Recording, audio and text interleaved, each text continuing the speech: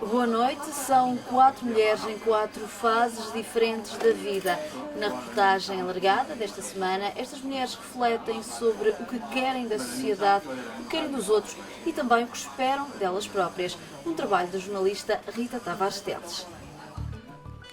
There's a little bit of a rebel inside me thinking, you know what, no, I'm not going to get married before I'm 30. I'm not going to abide by this stupid age rule. I reject that. Yeah, she still isn't growing up, she still hasn't settled down, she hasn't bought a house yet, she hasn't got a man, she hasn't got... Oh my... I'm still a person. I'm still me. Being able to be yourself and dealing with yourself is also not a very easy thing to do. Acho que não sou perfeita, acho que falho imenso com os meus filhos. Há de haver um dia que eles nos vão bater à porta e quebrar as horas que passamos num platô de cinema e que não estávamos em casa para ler a história à noite, não é?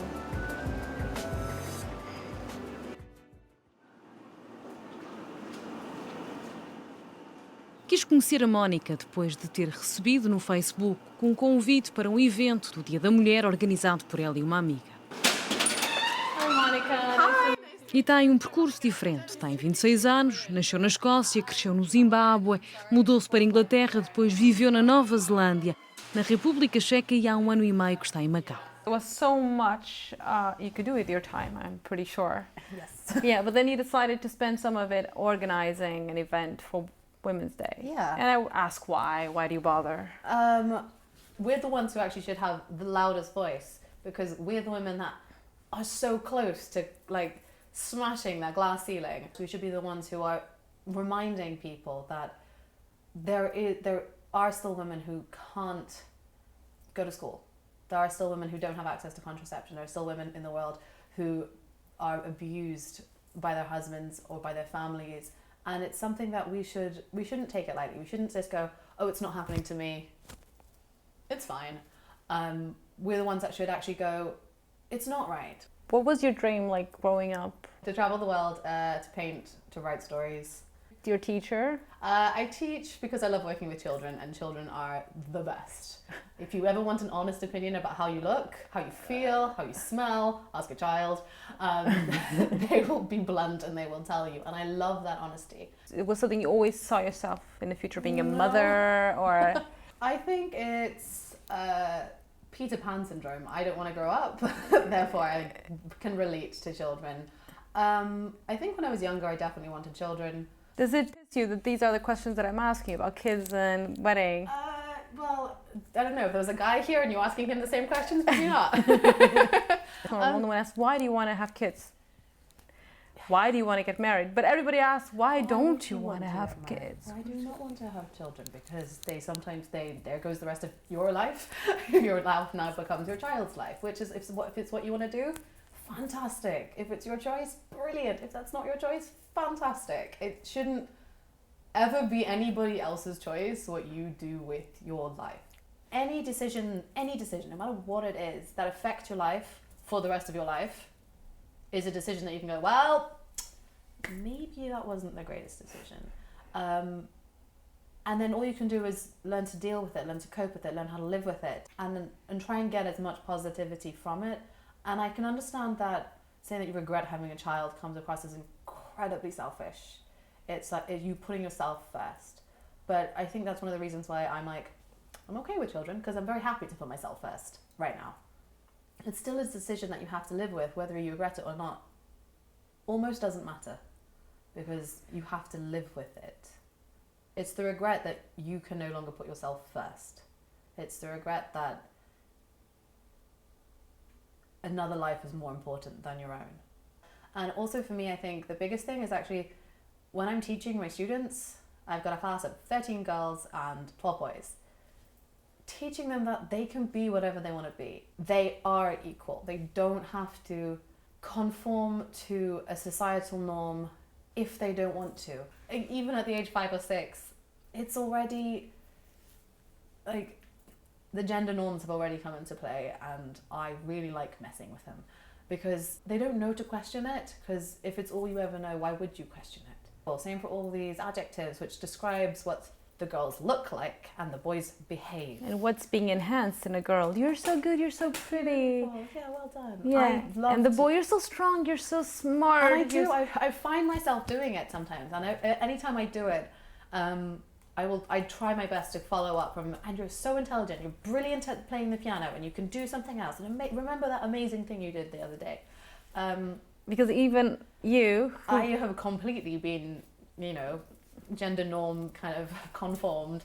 would you think of yourself as less cool, less interesting, less ambitious? Not ambitious professionally, but ambitious in life. If I got married, Yeah. do you know what? Possibly.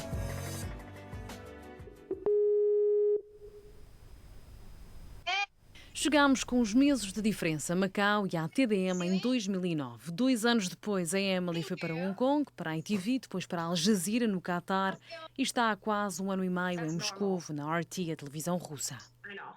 You're Chinese, so you're in your 30s, you're not married, 30s. I'm You're go- 29, turning you're 30. turning 30 this year, and you're actually away from home, so you're in Moscow. I bet your parents are quite proud of you. But the question is, do you think your parents would trade all of that for the family perfect picture of you, a husband, and kids? I think they understand who I am. Like, I've prepared them for this moment for a long time. They always knew I wasn't going to be the typical Chinese girl getting married.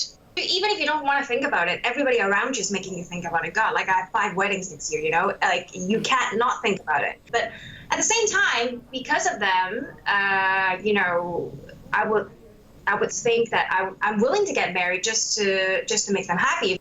I guess I'm a mix because I was raised in Hong Kong, but I grew up in Canada, so I'm literally split in the middle. You call me a rotten banana. So I'm kind of yellow on the outside, kind of white on the inside, but not really white on the inside.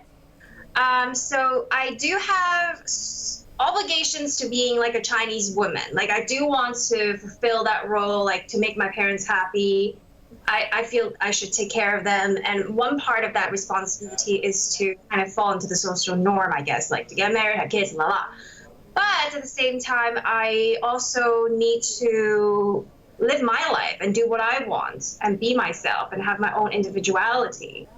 And I think a lot of Chinese women, unfortunately, they are under this pressure, either from their parents, either from society. Like, I mean, it's even, we're talking about like your friends, you know, everybody around you is having babies, they're getting married. And how can you not think about it? How can you not think, oh, something must be wrong with me, I'm not doing those things?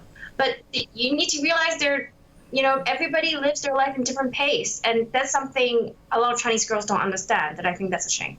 What do you think for your mom? What do you think was when she was young? What was the measure of success of her life, do you think?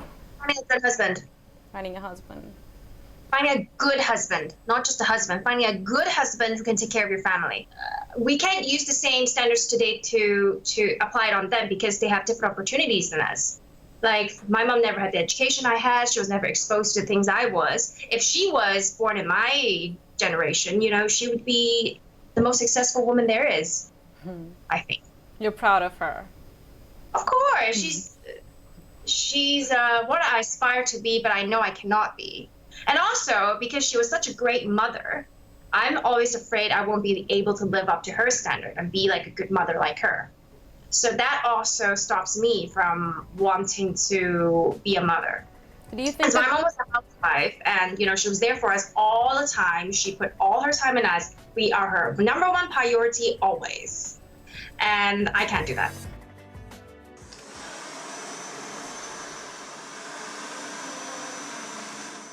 Recebeu-nos num quarto do Hotel Império na Rua da Felicidade. Mais um dia de filmagens do novo filme do marido e realizador Ivo Ferreira. E há algum tempo para falarmos antes de começarem as filmagens da primeira cena do dia. Eu queria mesmo ser mãe. Fui mãe com 25 anos, o Martim, e foi planeado.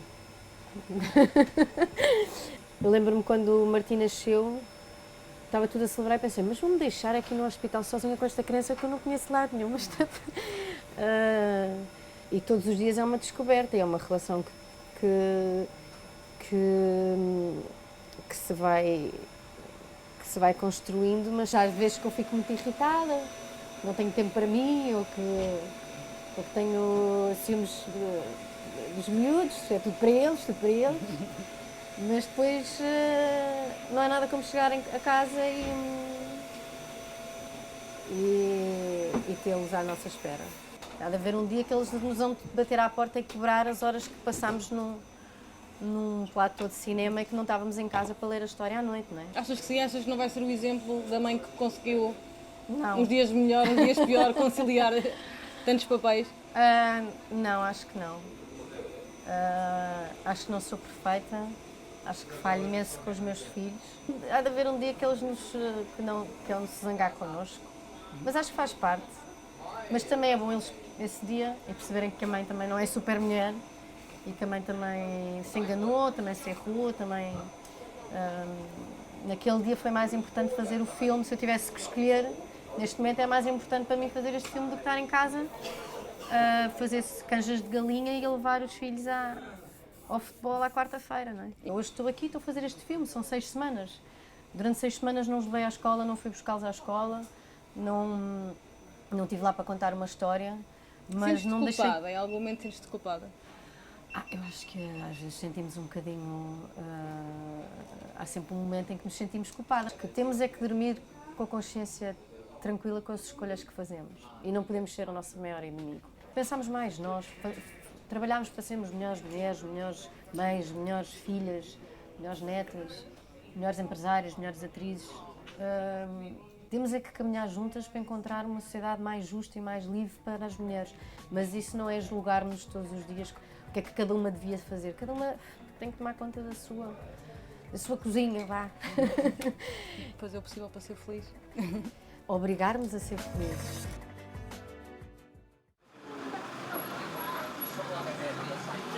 Deixou o trabalho que tinha no governo para fazer aquilo que ainda não tinha tido tempo para fazer. Hoje vive entre Portugal e Macau e pela primeira vez faz parte da equipa de uma longa-metragem. Falámos num beco mais calmo, ali ao lado, longe da confusão das filmagens. In the world in general, we like to catalog people, so that would make you in your late 40s, early 50s, not married, no kids. And then the following question would be, what do you do? So this is kind of cruel how people are being always judged on these small questions that kind of put us in little group. I don't try to say, okay, I am labeling myself, okay, I'm a woman, I'm this and that, and it's not that important. I think if you think of labels all the time, it really burdens a person. There's no need to do that. I'm just a person. I never even thought like woman, man, or like now there are other categories of people. I'm just a human being, that's all. You were never married because you did not want to? Because things happen that way, why? I guess you don't choose to, never thought about that, because I guess you marry, many people are not married nowadays, and it's not such it's never really a goal. Of yours? No. You never felt this pressure? This was not something present?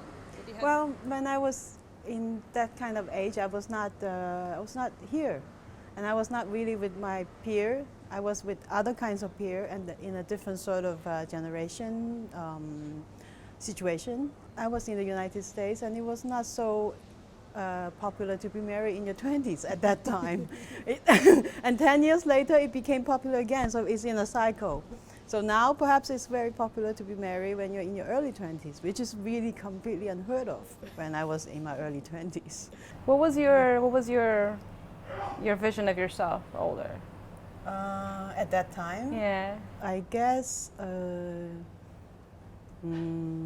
that's a good question. It's been a long time ago.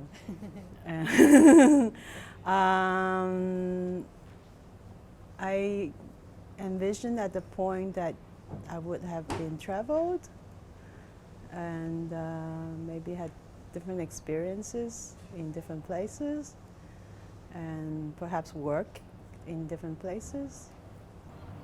Well, I have to say my niece or my people I knew, they were in their 20s, getting married. definitely more traditional than I was. The way they want their weddings and no judgment involved, but yeah. It's kind of seems like it's kind of going back in our minds. Maybe not in the rules, I don't but know in our going minds. back or not is the right way to put it. I just think it's a very good question, because with the information available nowadays that people are still being so confined and not try to be free and just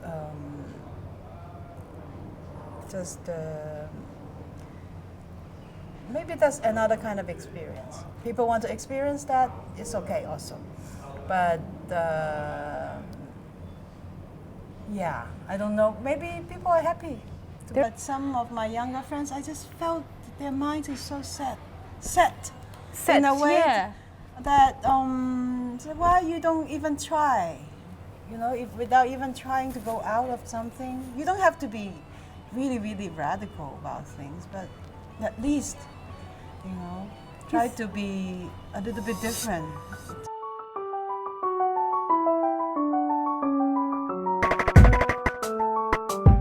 Being able to be yourself and dealing with yourself is also not a very easy thing to do. We don't realize we don't need so much to live. We can live very simple and can still live very happily. And we have one life. Yeah, exactly.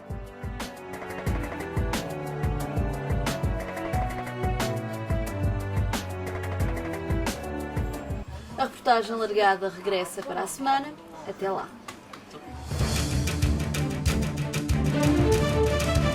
Thank you.